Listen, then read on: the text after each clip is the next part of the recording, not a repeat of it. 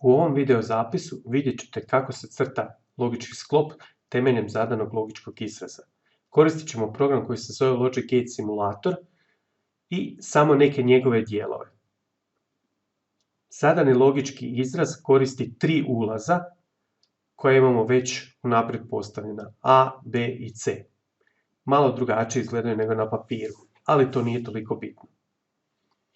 Prvo ćemo negirati ulaz A i ulaz C.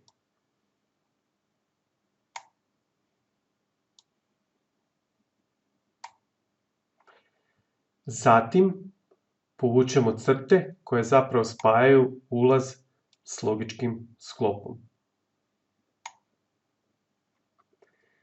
Nakon toga pomnožit ćemo negirani ulaz A i B.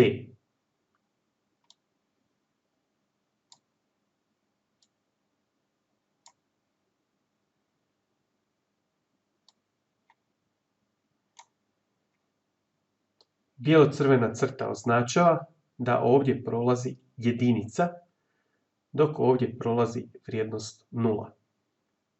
Nakon toga zbrojit ćemo ulaz B i ulaz C negirano.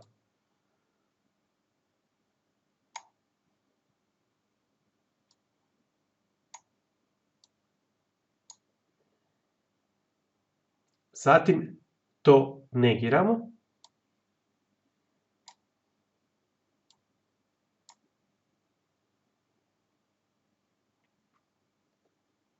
I na kraju zbrojimo.